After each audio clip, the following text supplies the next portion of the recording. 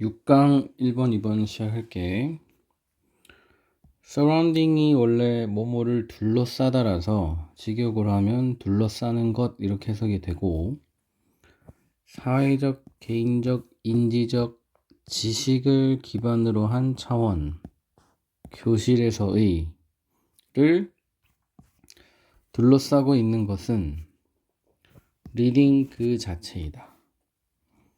그래서 뭐 직역으로 해도 되고, 교실에서 가장 중요한 것은 이렇게 의역해도 되고, 어쨌든 뭐 이게 다지 뭐. 교실에서는 리딩이 굉장히 중요하다.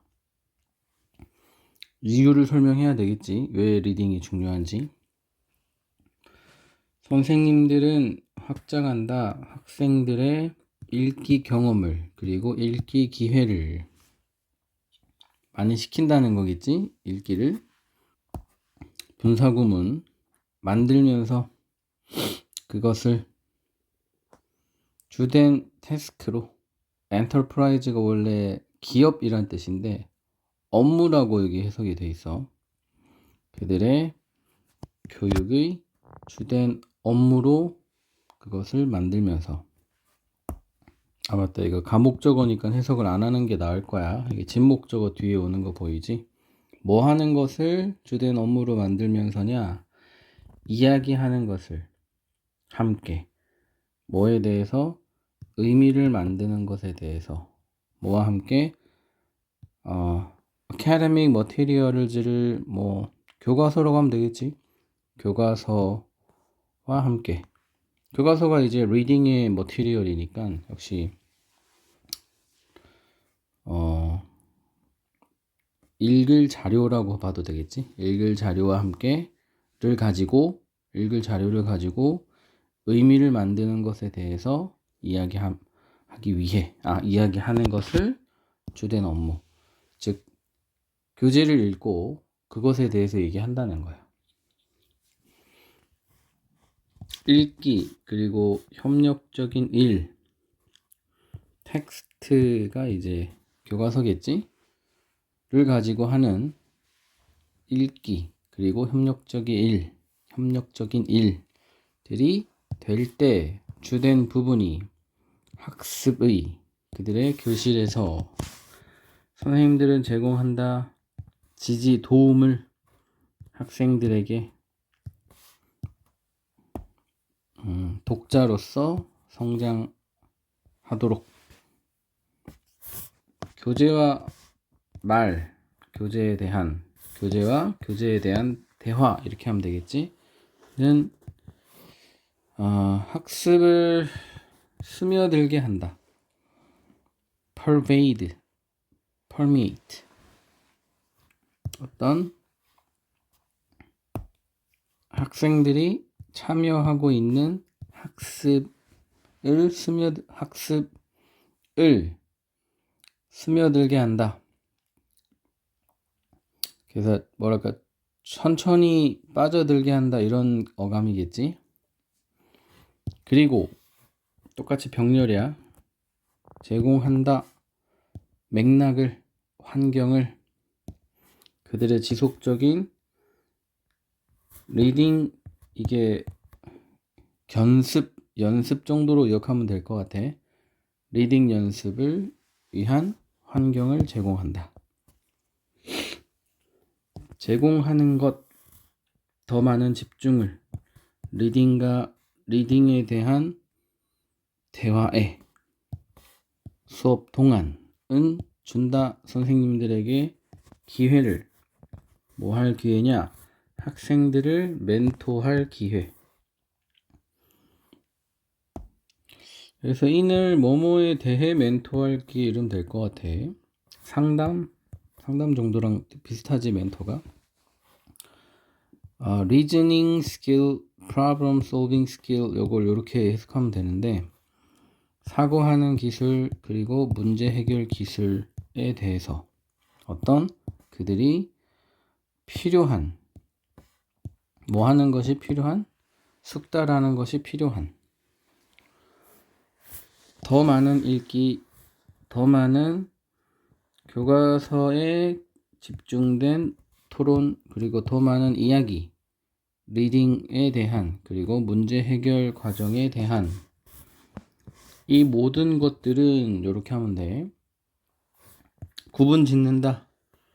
리딩 연습 교실을 내용 기반으로 한 교실과, 즉 이게 더 좋다는 거겠지. 내용만 가르치는 것보다 학생들이 기대하는, 수동이었어, 미안. 학생들이 기대되지만 가르침을 받지 않는, 뭐 하도록 기대되지만 가르침을 받지 않는 복잡한 리딩을 다루도록 가르침을 받지 않는. 이거 안 좋은 거지. 그래서 컨텐트 에어리어 클래스가 안 좋다는 걸 뒤에서 설명을 해주고 있네. 어려운 책을 애들이 잘 읽어내겠지라고 기대되긴 하는데, 어떻게 그 어려운 책을 읽어내는지는 잘 안 가르쳐주는, 그냥 던져놓고 알아서 해라 이런 식인 컨텐트 에어리어 클래스와 이거를 구분 짓는다. 이게 좋은 거란 소리야. 그래서 그 1번에 나왔던 거를 조금 더 정확하게 하자면 이런 게 되는 거지. 그래서 좀 더 정확하게 하자면 이걸 하는 거를 가르치는 그런 수업 방식인 거야. 그 다음 2번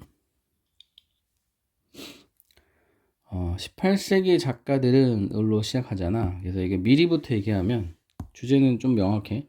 18세기 작가들과 19세기 작가들의 차이점, 이렇게 정리하면 아주 쉬워. 벌써 나오지. novels였다. 대부분 귀족들이었다. 신사이자 학자들 썼던, 자기 자신의 즐거움을 위해, 그러니까 취미지, 취미. 그 다음에 다른 사람들을 교육하기 위해. 그래서 이제 신분이 높은 사람들이 썼단 말이지. 그들은 가지고 있었다. 돈을, 뭐 할 돈, 여가의 삶을 즐길 돈, 그리고 cultivation, 여기서는 교양이라고 의역하면 좋을 것 같아가지고 refinement를 써놨어. 스타일을 가지고 쓸 그런 교양, 지식, 뭐라 그럴까, 여러 가지, 말 그대로 교양이지. 두 가지를 다 가지고 있었다. 이게 18세기 작가들의 특징이니까. 누구냐, 귀족이었고 돈도 있었고 교양도 있었고. 그래서 즉각적인 접근권을 가지고 있었다. 돈과 내용이 있어서. 여기서 내용은 이제 교양을 뜻하는 거겠지. 반대로 19세기 중반의 작가들은 더 다양했다라고 의역하면 될 것 같아.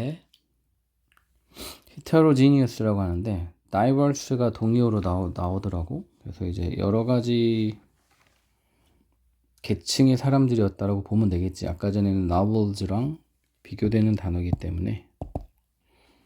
비록 몇몇 19세기 작가들이 소셜 이코노믹 엘리트의 멤버이긴 했지만, 즉 이 다양한 부류 중에는 novels도 있긴 있었지만 점점 늘어나는 숫자가 earn their living, 생계를 꾸렸다, 글 쓰는 것으로. 일단 얘네들은 직업이야, 직업.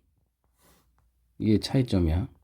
아까 전에는 약간 오락이었지, 그지? 목적도 다르니까 목적도 이렇게 해놓는 게 좋을 것 같긴 하다. 목적도 달라.